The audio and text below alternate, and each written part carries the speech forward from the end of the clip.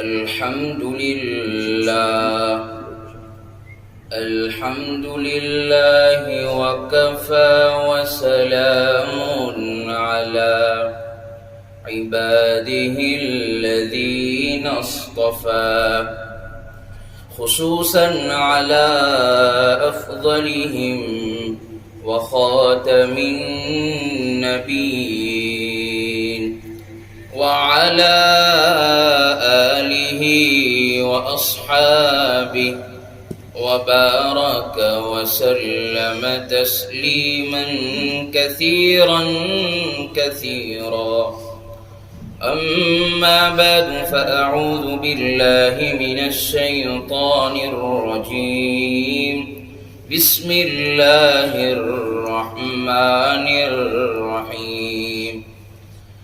إنما يوفى الصابرون أجرهم بغير حساب صدق الله مولانا العظيم وقال النبي صلى الله عليه وسلم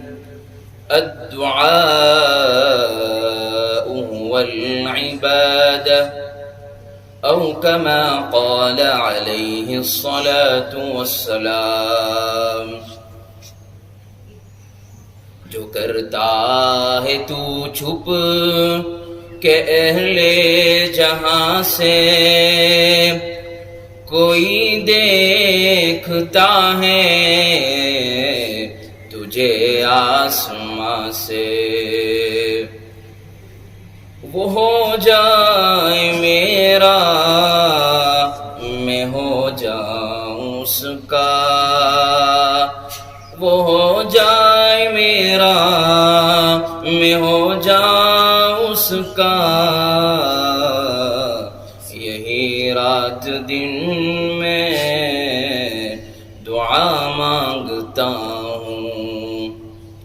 مٹ جائے گناہوں کا تصور اس جہاں سے اگر یہ یقین ہو جائے کہ خدا دیکھ رہا ہے کر لے توبہ ابھی بھی وقت ہے پھر یہ نہ کہنا کہ حساب بہت سخت ہے اللہ اللہ کیسا پیارا نام ہے عاشقوں کا مینہ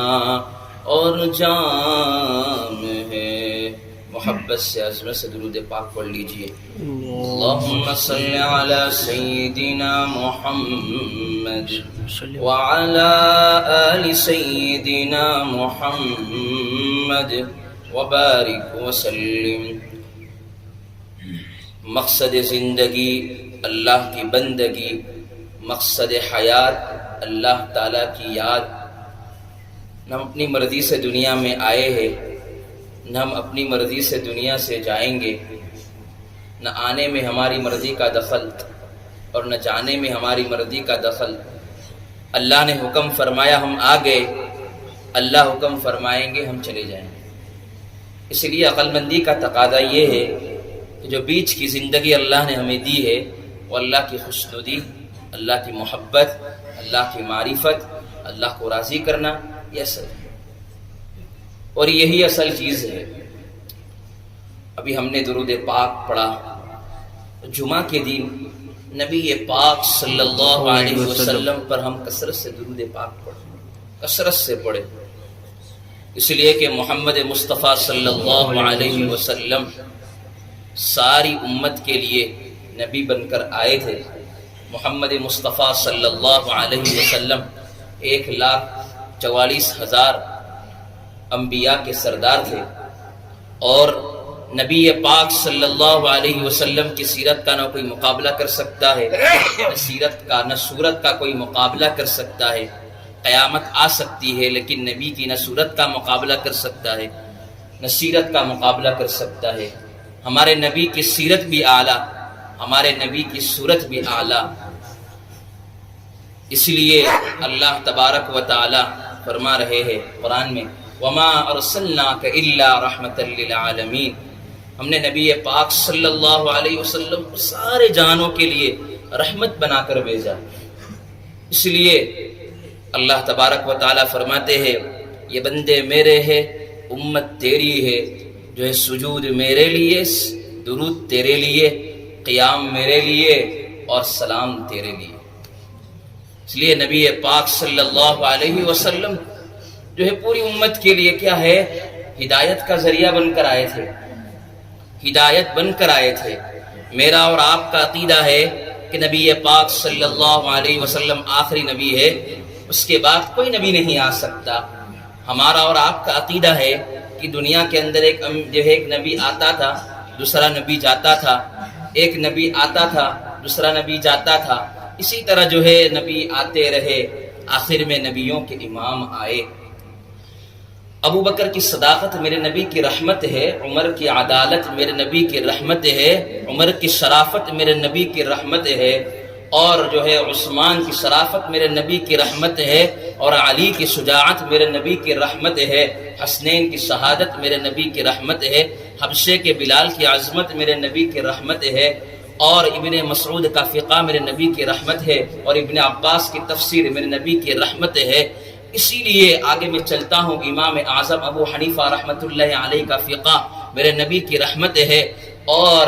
امام شافعی کا تقویٰ میرے نبی کی رحمت ہے، امام مالک کی عظمت میرے نبی کی رحمت ہے، اور امام احمد بن حنبل رحمۃ اللہ علیہ کی استقامت میرے نبی کی رحمت ہے، اور 1,44,000 صحابہ دنیا کے اندر آئے اور پوری دنیا کے اندر قرآن کو لے کر گئے، اور پوری دنیا کے اندر جو ہے دین اسلام کو لے کر گئے، اور پوری دنیا کے اندر اسلام کو پھیلایا، یہ میرے نبی کی رحمت ہے۔ اور ہندوستان کے اندر قرآن جو ہے، ہندوستان کے اندر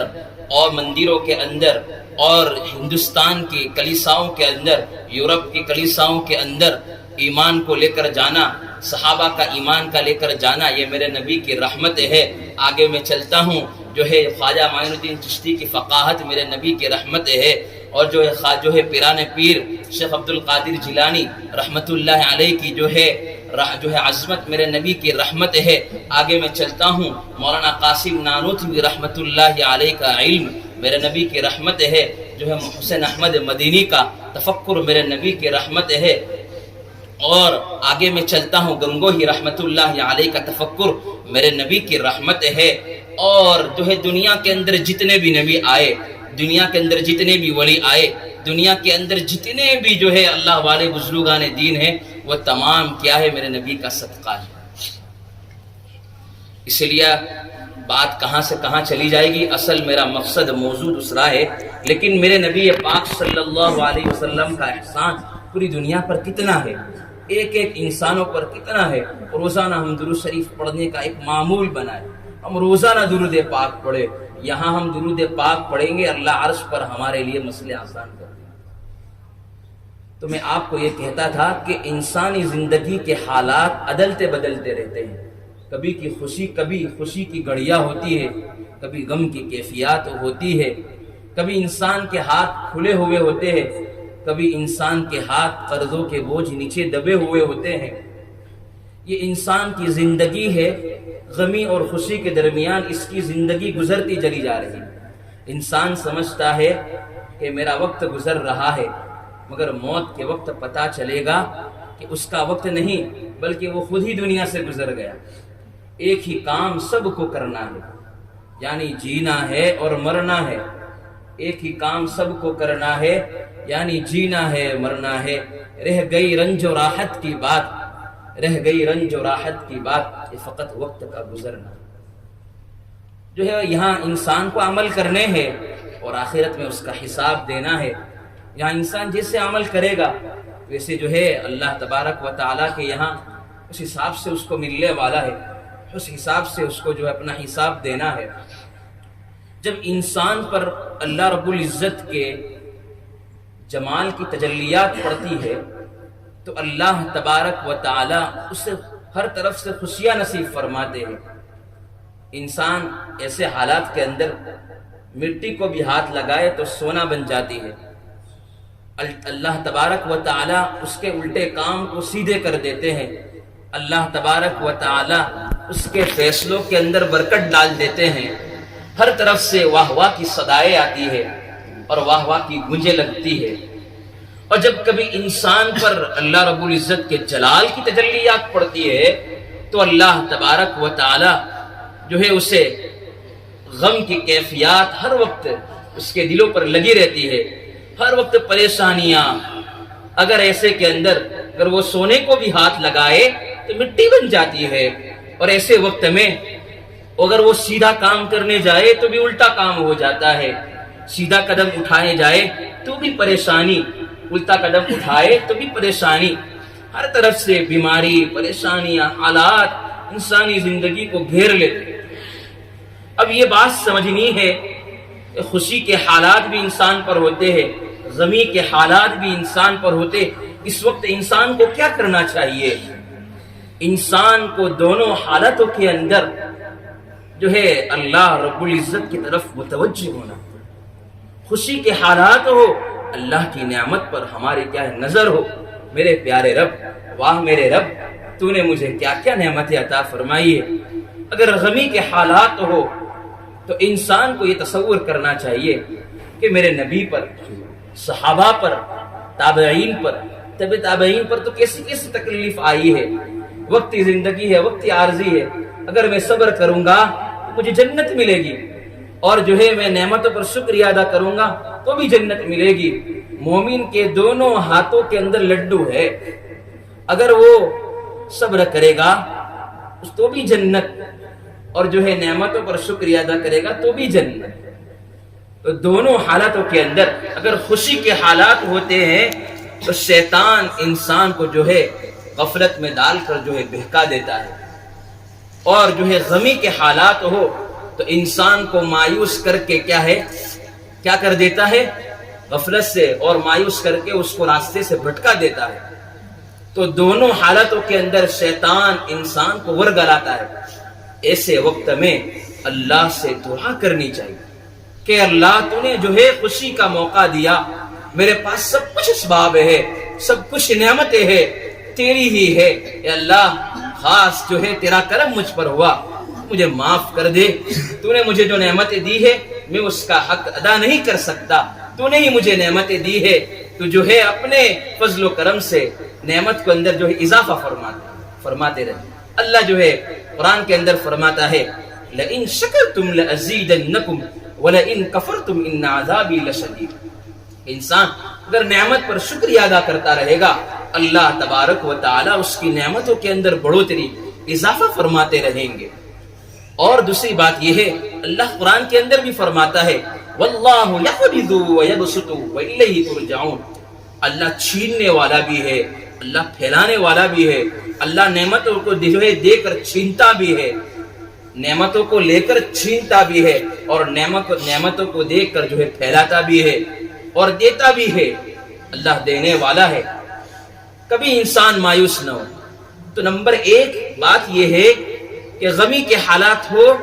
چاہے خوشی کے حالات ہو، اس وقت اللہ تعالیٰ کی طرف کیا ہے متوجہ ہونا ہے، اللہ سے دعا مانگنا ہے۔ اس لیے حضرت مولانا الیاس صاحب رحمۃ اللہ علیہ نے جب کام شروع کیا تھا تو کیا ہے ان کے اندر زبان نہیں تھی، وہ فصیح و بلیغ نہیں تھے، ان کی زبان کے اندر لکنت تھی، لیکن درد، کڑن، تڑپ کہ میری بات امت تک کس طرح پہنچ جائے۔ وہ جو ہے ایک ایک الفاظ بولتے تھے تو 70 مرتبہ اس الفاظ نکالنے کے اندر ان کو وقت لگ جاتا تھا، 70 مرتبہ، لیکن درد تھا۔ اسی لیے مولانا الیاس صاحب رحمۃ اللہ علیہ کے ملفوظات میں لکھا ہوا ہے، وہ یہ کہتے تھے رات کے اندر وقت ہوتا تھا اور دیکھتے تھے غفلت بری زندگی لوگ گزار رہے ہیں، یہ شعر پڑھتے تھے۔ حضرت مولانا الیاس صاحب رحمۃ اللہ علیہ فرماتے تھے، کہتے تھے درد سے، اور رات کو سوتے بھی نہیں تھے۔ کسی کی شب سو کے کٹے، کسی کی شب رو کے کٹے، کسی کی سب سو کے کٹے، کسی کی سب رو کے کٹے، مگر الیاس کی نہ سو کے کٹے نہ رو کے کٹے، سوں تو کیسے سوں روں تو کیسے روں۔ جہنم کی طرف ایک جو ہے مجمع جا رہا ہے، اور یہاں دنیا کے حالات بدلے ہوئے ہیں، یہاں ہر طرف گمراہی گمراہی ہے، ہر طرف جو ہے انسانوں کو جو ہے یہاں کچھ پتہ نہیں چلتا حق کیا ہے باطل کیا ہے۔ وَجَاءَ الْحَقُّ وَزَهَقَ الْبَاطِلُ۔ مولانا الیاس صاحب رحمت اللہ علیہ دعا کرتے تھے، تڑپتے تھے، کڑن تھی، دل میں درد تھا۔ اللہ نے پوری دنیا کے اندر کام کو پھیلا دیا، پوری دنیا کے اندر جو ہے ان کے کاموں پر چرچا چل رہا ہے۔ اس لیے خوشی کے حالات ہو، غمی کے حالات ہو، دعا کرنی ہے اللہ سے۔ جو ہے انسان کتابوں میں ہمارے پیر و مرشد قلی ذوالفقار احمد صاحب نقشبندی دامت برکاتہم یہ جملہ کہتے ہیں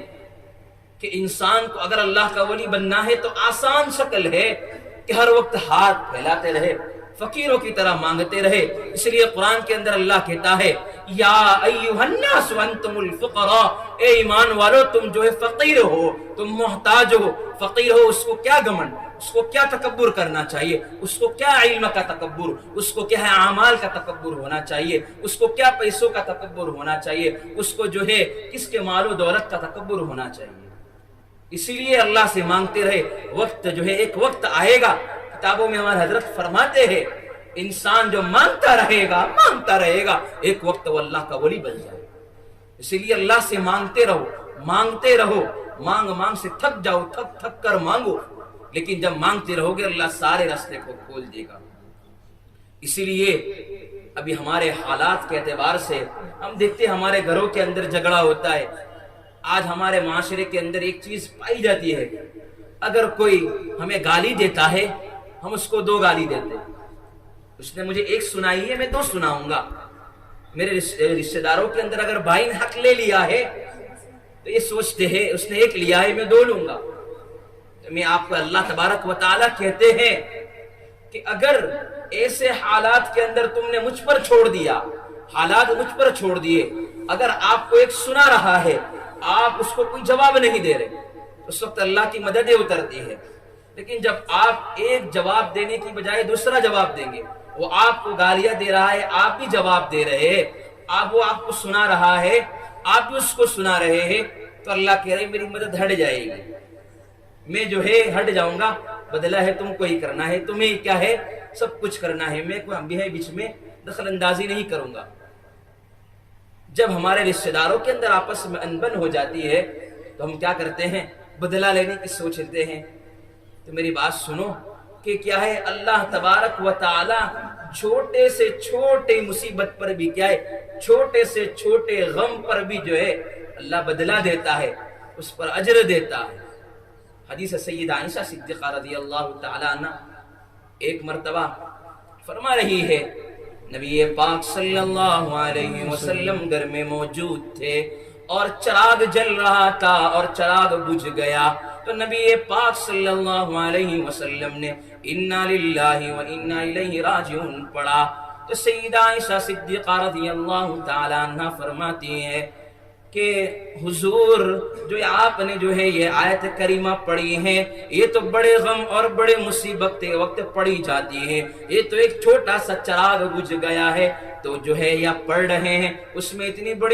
بڑی آیت پڑھنے کی کیا ضرورت۔ حضور نے فرمایا اے عائشہ اگر چھوٹے سے گھر کے اندر ایک چراغ بجھ جائے تو اللہ تبارک و تعالی اس کو بدلہ دیتے ہیں، اس کو اجر دیتے ہیں۔ اگر انسان اس جو ہے چراغ کے بجھ جانے پر انا للہ و انا الیہ راجعون پڑھے گا تو اللہ تبارک و تعالی اس صبر کرنے پر، اس آیت کریمہ پڑھنے پر جو ہے اللہ تبارک و تعالی اجر عطا فرمائیں گے، بدلہ عطا فرمائیں گے۔ اگر آپ سوچیں جس بیٹے کی زندگی کا چراغ بجھ جائے، جس بیٹے کی زندگی جو ہے کیا ہے تباہ و برباد ہو جائے، وہ صبر کرتا رہے اور وہ جو ہے ایسے حالات میں جو ہے صبر کرے گا تو اللہ تبارک و تعالی اس کو کتنا اجر دیں گے ہم سوچ نہیں سکتے۔ اسی لیے چھوٹی سی چھوٹی مصیبت ہو، حضور جو ہے بات کہہ رہے ہیں میں بدلا دوں گا ضرور. تو میں آپ کو بات یہ کر رہا تھا کہ جو ہے رشتہ داری کے اندر آپس میں انبن ہو جائے، دل صاف ہو،